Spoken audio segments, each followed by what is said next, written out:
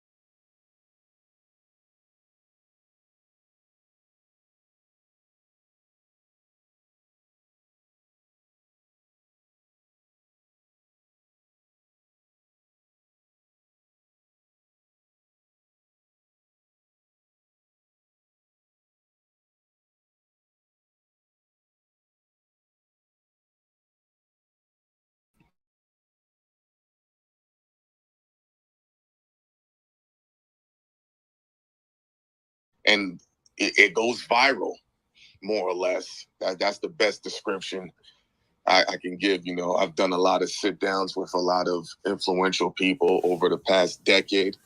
To a lot of people, I'm just brand new to the world over the past 4 months, based off my expert opinions. But the history goes a little bit farther back than that. That's how come all the guests that's come on, the only one we didn't know was 21 Savage, that we didn't have a connection with. But every guest has pretty much known one of the people on the panel for at least a decade, give or take. So I think last night we had Hitmaker on. So I've known him since 13 years. And Esso, I think 20 years. So it's a lot of history that we got in this entertainment. No, dope, bro. And like, you know, you being in the culture for all these years and you seeing what's going on with the rappers today, like, as far as, you know, they dying at an all-time high or they getting hit with, like, RICOs. Like, what's your opinion on that, bro? I mean, I've always said this, and I got a lot of backlash for this. Being a rapper is one of the highest profile targets you can be. And these district attorneys, this is big cases that they're going to close. So when I said that if you give a district attorney the choice to go after Jay-Z or El Chapo, they would take Jay-Z only because of what that's Beyonce's husband.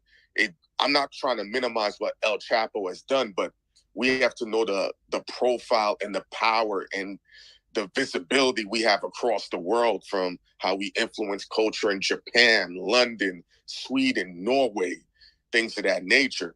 So all these rappers are just, you know how those old white dudes got the little lions and boars on their heads, those little hunting trophies? That's what the rappers are to the district attorneys. They're trophies. Point blank DN. And rappers, yeah. Because I've been fortunate to be around political people based on the friends I have. I hear how they talk. They're aware. Some of them are offended that their kids are listening to this music and they want to make an example. There are guys who went to school in high school and they were bullied and they became cops. And now they're like, this is my revenge. I can arrest these dudes that was playing me out, during senior year or junior year. It sounds ridiculous, but it's all factual.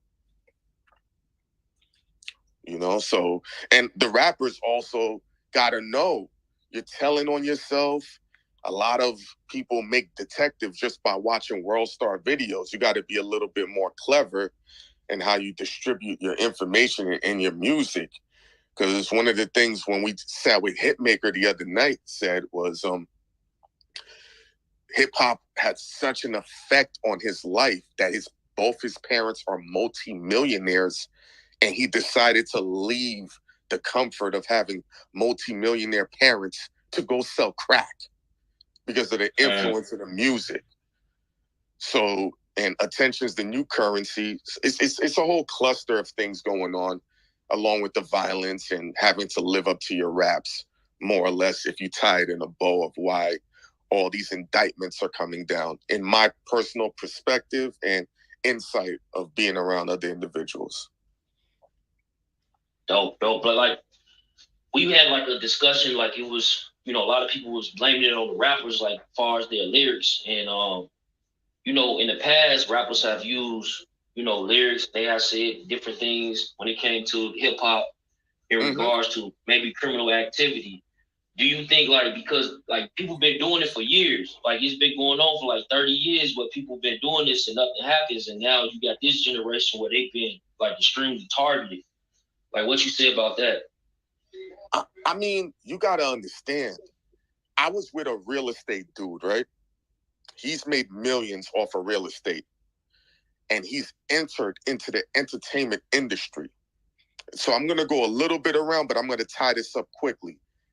He said this entertainment industry is probably one of the only industries where you can amass an insane amount of wealth in a short amount of time, even though real estate is safe. He said, to make what I can make in entertainment, I'd probably have to flip 30 houses.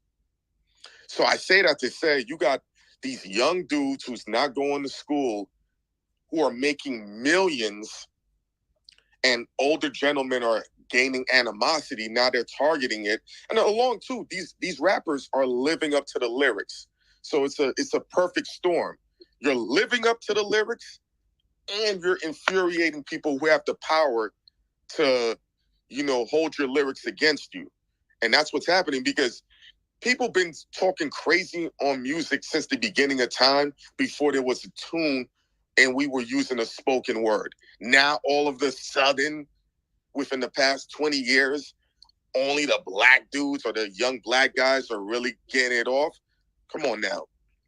Hey, just to touch on that, I want to say, I think the biggest thing I think we forgot about is the big difference. Because back in the day, they talk about pushing bricks, pushing peas. But nowadays, they rapping about it. Hold on. Nowadays, they rapping about it, right? Hold on, boss. Hold on, boss. Let me finish hold on, bro.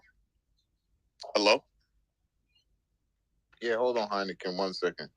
Yeah, hold on, Boston. Let Chuck finish his questions, bro. Then he gonna open the stage. Nah, oh man, because he was making a great point, man. I want to hear his point.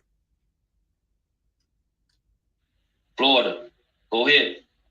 Yeah, my bad, bro. I didn't mean to cut nobody off. I thought the stage was clear. My bad. But yeah, I was just saying, like back in the day, they used to rap. We had our Jay-Z's, we had our whoever, Fat Joe's, whatever.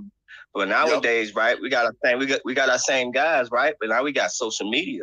So now we seeing Rollo after. So now instead of just hearing these guys rap about it, now we can see Rollo with $1 million on a jet. We can see these niggas posting in the hood. So if we can see it, you better believe the detective over there in the federal building, he's seeing this shit too. So we making their job just super easier. So now they can differentiate the real from the fake. You know what I'm saying? Because now they got hardcore evidence now. Oh, you really ain't just rapping. You niggas is really doing this. You know what I'm saying? So that social media plays a big part. I agree. I mean, Yeah, then you got like this whole concept. Like I was thinking about, like I don't know, you know, if it's true or anything, but it just comes to my mind when I hear like, okay, these guys in Atlanta, a lot of them is multiple people from different neighborhoods, millionaires now, and they've been known to go back to their neighborhood and help out their neighborhood. It's like this the way the government to try to stop that money going back into them communities and make people in the future be scared. Yeah, I mean, yeah, depending on who's in the seat of legislation, how people feel. Anytime Black people are amassing wealth and start doing things and uplifting, it offends a certain group of people. They might not even be necessarily white. I've worked for a lot of different corporations. I've had multiple jobs. I've worked with different nationalities and religions. I know one thing. When I worked with Italians, if you're a penny short, they'll cut you a check fast. There are other nationalities, they'll find a way to rip that penny out of you, even if you worked 90 hours overtime. So whenever Black people are moving in a positive direction and amassing an extreme amount of wealth and controlling their own destiny, it offends people. We see what happened with Black Wall Street out in Oklahoma back in the days, 1919, 1920. If anybody can correct me, it's around those years. You know, the Harlem Renaissance, it's always an issue, even though we're minding our business. So just pay attention to that. So these rappers giving back, using their wealth to help uplift other people, yeah, because then now you don't need any help from anybody else. Anytime you affect money, if it don't make sense, it's gonna make sense for someone else. I got you. Right. And I had asked Matt this question the other day, like when it came down to like the impact of Lil Durk, like being in New York. Like what's the impact of Lil Durk, his music on New York, and it comes to the hip hop culture? This is a little sensitive to me, not in a crazy way. Durk is are you guys familiar with the Chicago rap culture? Not the violent part, but how there was a time anybody that came out of Chicago would go viral. And it was just a thing. Durk was part of that wave, Chief Keef, all the other dudes, OTF. And in that same wave, that's how academics started getting popping, because he kept talking about Chicago rappers. So anytime you did something with a Chicago rapper, you were guaranteed to do 500,000 hits. A bad Chicago rapper interview would get you 250,000 hits. That was roughly like 5-6 years ago, maybe 10 years ago. So his impact now, to see his growth, he's nothing like that from now. He's beyond Chicago. He moves like he's lived a different few places. You can see the influence of Miami. You can see the influence of Harlem in him. The influence of LA in him, how he wears his hair, his jewelry, and his ascension now. Like how Drake is co-signing him. He's not a regional rapper anymore. So his influence is beyond New York, in my personal opinion. Gotcha. And like to take it somewhere else for a second, like what's your relationship today like with 50 Cent? How you and 50 Cent relationship? I haven't seen him. The last time I saw him was 2019. That was right when we all moved off from the office. It's never, so you got to understand, I had recently lost like 60, 70 pounds. So he probably would have a hard time recognizing me, but it ain't no issue. The first thing he would be like, he would come, he'd punch me in my stomach. He'd be like, you lost that weight. Because when I was heavier, he would always come, start throwing body blows. He said, the fatter you get, the harder I'm going to keep hitting you. And things of that nature. And anybody that knows Fifth loves to fight, and he'll hit you hard. So it wasn't no cheap blows when he was hitting me. But in 2019, that's when he had moved to Texas. So a lot of people didn't know that. They still thought he was out here in New York. So I haven't seen him since then. The last time we were anywhere in proximity was the DJ Self block party, but he was on the other side of the stage. I'm not gonna go and hawk him. And that was like 2 weeks ago. Yeah, 3 weeks ago, give or take, out in Coney Island. Right. You know, but I always show him love because he never once told me, yo, you're wilding on these interviews. People would complain to him about all the shit I was doing. he would never come to me and say, chill out. He would look at them and be like, that's one of my hitters. Keep doing your shit even more. So he gave me like a blank slate to wild out. And he gave me a lot of leverage and flexibility, to keep it frankly honest. So is it safe to say, Hynaken, that 50 put on more people in the industry than what we really think? What it is, like 50's, his vibe is different. You just never know. Like I'll give you a story. This is on footage, but a lot of people don't know. So when we would do interviews, artists would come up and it would be in the same space 50 would be walking around. So we're accustomed to seeing Fifth. He's just a regular nigga to me. Not to downplay him, but that's how much years we spent around each other. So I don't get starstruck. So people would come, they'd be like, I'm like, what's wrong with you?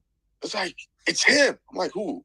Whatever. So one day, R.I.P. to young Dolph, he comes up to the office. He's not in the best of mood. He keep it honest, he didn't even want to do the interview. So he walks in and he's like, yo, big homie, you think I could meet Fifth? And I already had it programmed in my mind what to tell these dudes, because I was just like, yo, listen, I'm just keep it frankly honest with you. He don't want to see you niggas. He don't care to talk to you niggas. He don't give a fuck. However, if you see him, let him talk to you first. And I'll just keep it straightforward with you. He might walk in this interview and talk to you.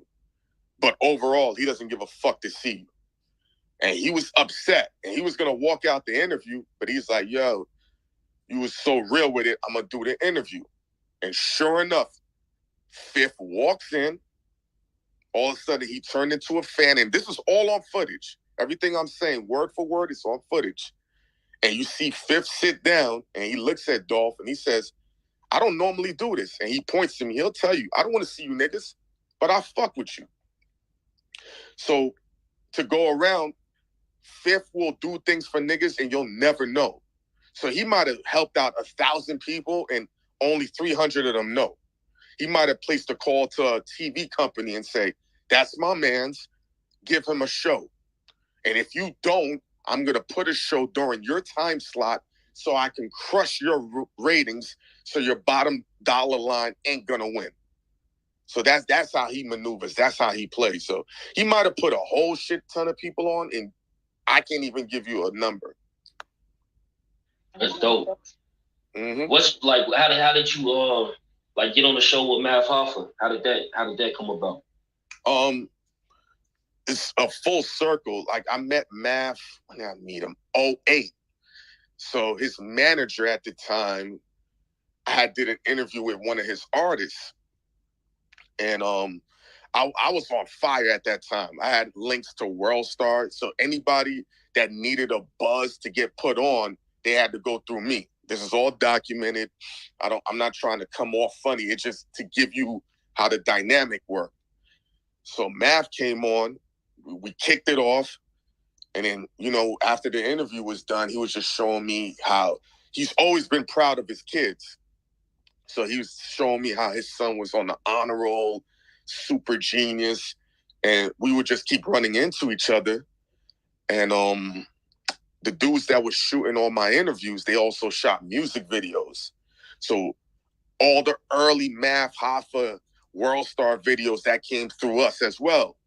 Then all through the battle rap. So we would just always see each other. And our dynamic was more than hip hop. We would just always talk to each other as men. And when I saw him doing the show, I was hitting him 2 years ago. I'm like, this shit is coke. And he's like, that means a lot coming from you, because I know you know what it takes to do a show. And fast forward, one day he just said, yo, can you come up and do an episode?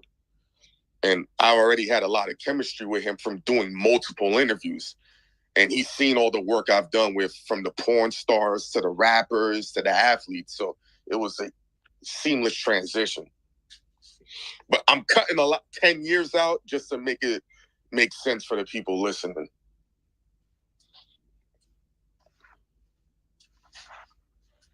Oh, got you. Mm-hmm.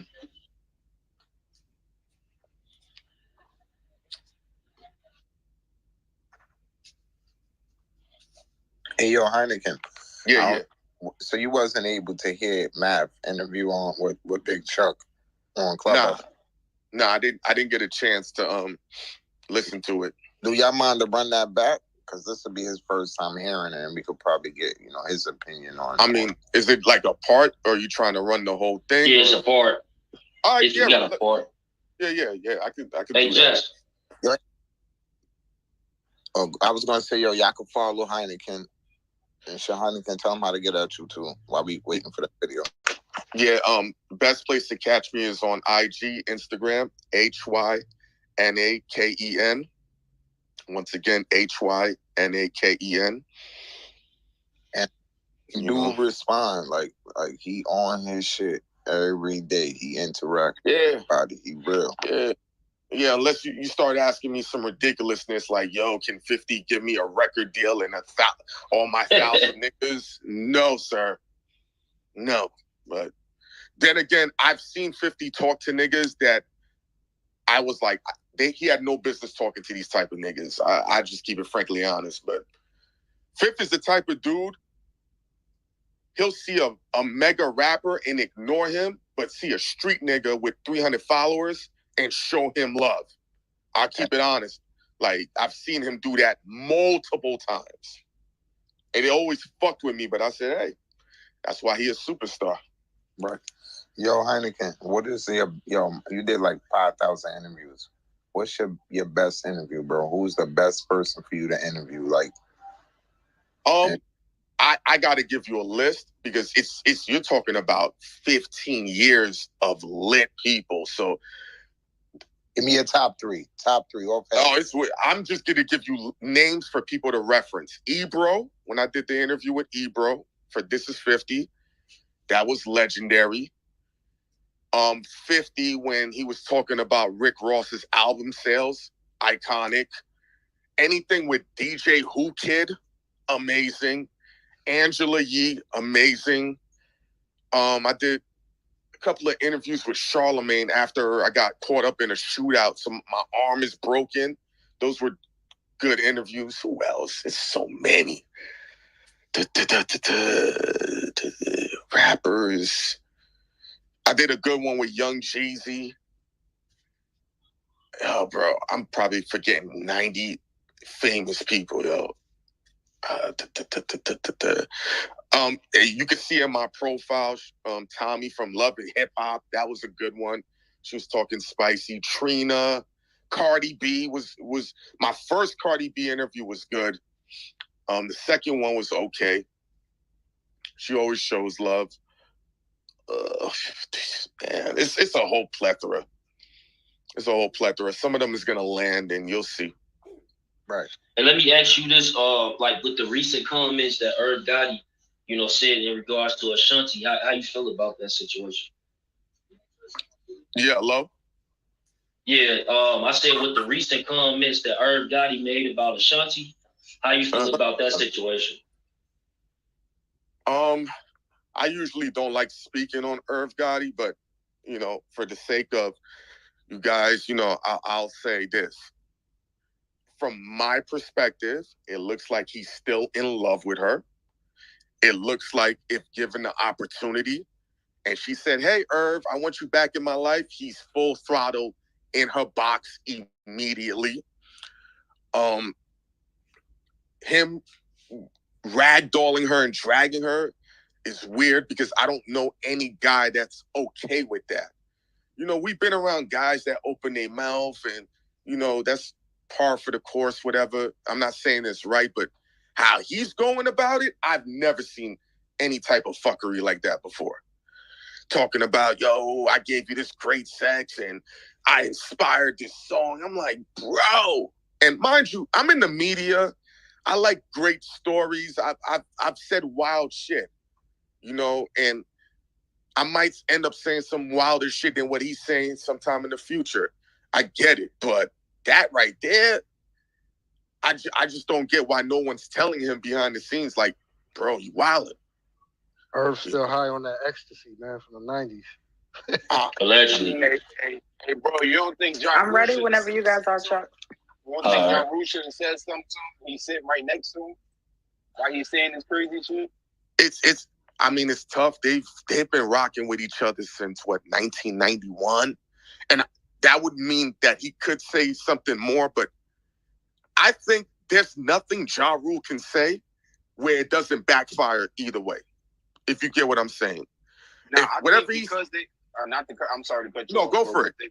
The fact that they've been rocking with each other for so long, Ja Rule sitting right next to him, he should have been the nigga to be able to like, yo, bro, you tripping? Chill, bro. Chill out, my boy. Chill. Yeah. You know what I'm saying? Yeah, Ja Rule said he understand both sides, and there you I go. think I think I understand. And as far as Irv, I think Irv is still bitter because he felt like Ashanti abandoned him when things went bad. As soon as things started going downhill, you know, it's the whole stay down till we come back up type thing. And I think he felt like Ashanti just abandoned ship. The Titanic was going down. She jumped on her own little saved rescue boat and left him to burn and die. And he really took that to heart. That's my opinion. That's what to me was going on.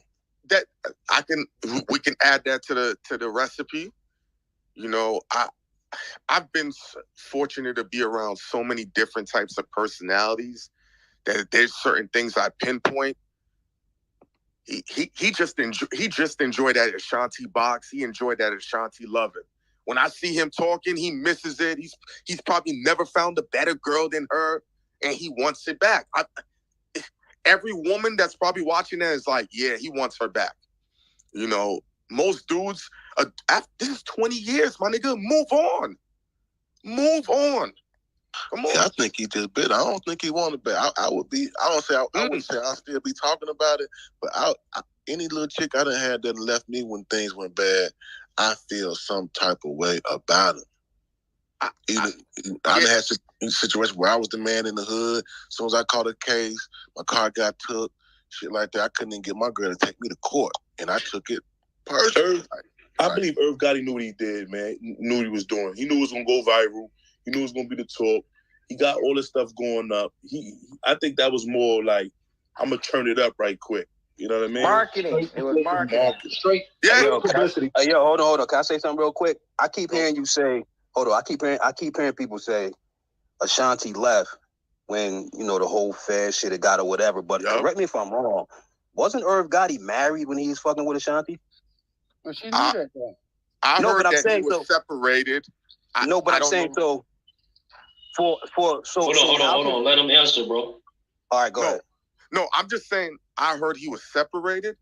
I don't know how accurate that is.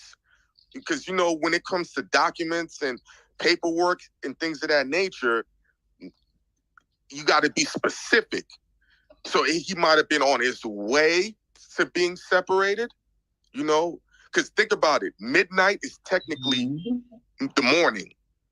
11:59 is last night. So, you know, I'm just saying that to say he might have still been with her, might not been, but the timeline is too close. I don't know. When I say she left him, hold on. Let me, because I know he only got 30 minutes. So I don't want to stay on this. I want to ask him a couple more questions before we play the audio. No problem. When it comes down to Prodigy book, bro, did you ever read his book? And do you think like his stories in the book was true? I haven't had a chance to read the book. Those types of memoirs, I tend to stay away from them. I don't want my mind to be slightly tainted. I've been around for a lot of things behind the scene industry-wise.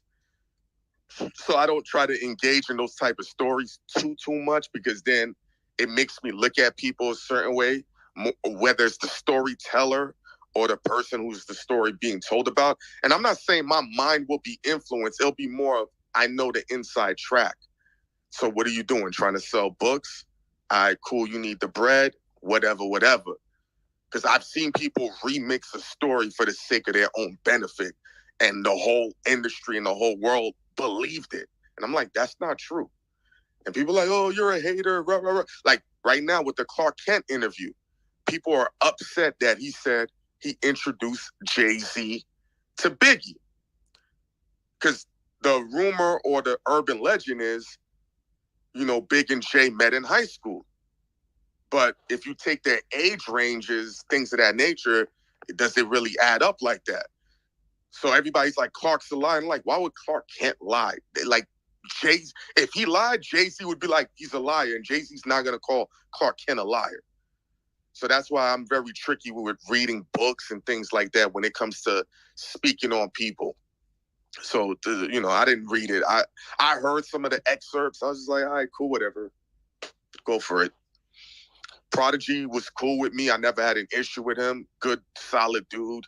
Gave great. I interviewed him probably 3-4 times. Always humble. So, No doubt, bro. And before you get up out of here, let's play the audios about a couple of minutes, and then get you to chime in on that particular subject. Jess, you there? Yep, I'm here. All right, can you play it now? Story. I had to. So, you know what I mean? Got you.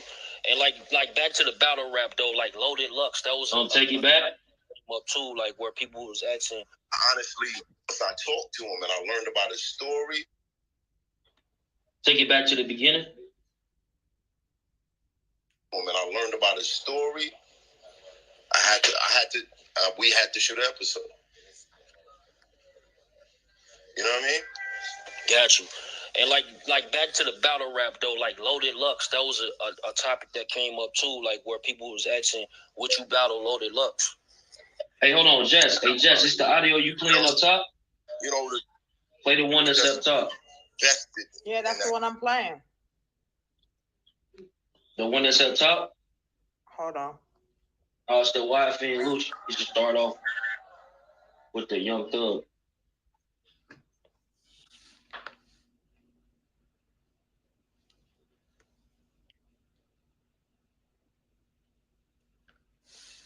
Check this out. I'm going to show you how I afforded this car. Okay, you ready? All right, $118.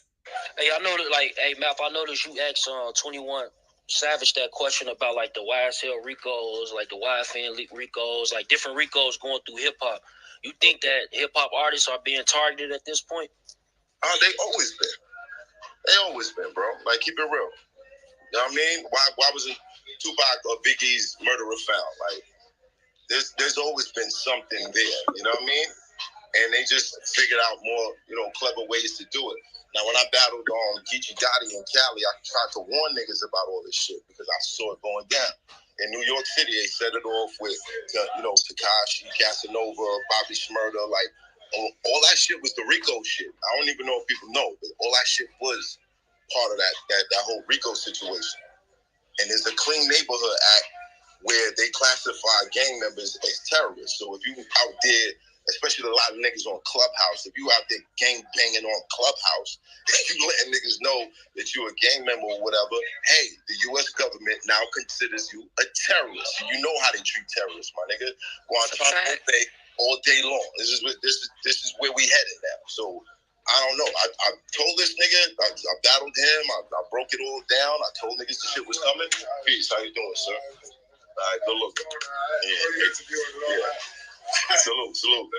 Right? So I put the warning out there, but, unfortunately, you don't see these battles, especially, that battle, you're not going to see it unless it's on the app. I was hoping that, that would get dropped on YouTube or whatever, but, I've been talking about this shit for a long time. You go on my YouTube channel, I got a video called New York City Drop Your Flag.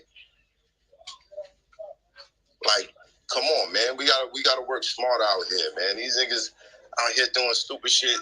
There's cameras everywhere. And these niggas acting like the shit don't exist. It's not making sense. Like, the niggas the people that's trying to oppress us are advancing. And we're doing shit, still doing dumbass shit from the 70s. It don't make sense. Right. It don't make sense. That's a good point. So how you feel about that, what he said? You agree? It's pretty much what we first touched on when we first spoke about. Like, it might not sound the same, but the message is the same. Yeah, like, you're being watched. You're young black multimillionaires. You're a target. the most dangerous thing is a young black man making his own money without the assistance of anyone else. You're going to be a target. You know, I got a friend, he's probably 34 years old. And when he goes into car dealerships, they're like, he got the portfolio of a 65-year-old multimillionaire. And he's always getting asked, what do you do? What do you like?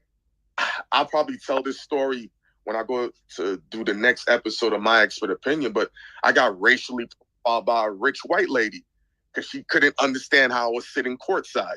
She's like, are you a rapper or an entertainer? I was like, no, I sell furniture. Like, stop playing with me. So these guys right here, yeah, you're a target. And you're committing crimes. And you're not even committing ricky-dicky crimes. You're letting off Dracos, machine guns. There's rappers that are making millions that are still pushing drugs. They can't leave the streets alone. You gotta leave the streets alone and clean your money too. And unfortunately, the problem is too, that RICO shit ties in so much. That's why Gunna's jammed up. Gunna ain't do no street shit. He's just guilty by association. Now he's facing, what, 20 years? Yep. Yeah. You know, that RICO shit was meant for the mafia and the Cubans out of Miami. And they've extended it to the rappers. You know what they have in common? Money. Good point. Money, drugs, crime, but the money. Because feds don't go after broke drug dealers. They only go after movers and shakers. So, you're a mover and shaker, you got the target on you.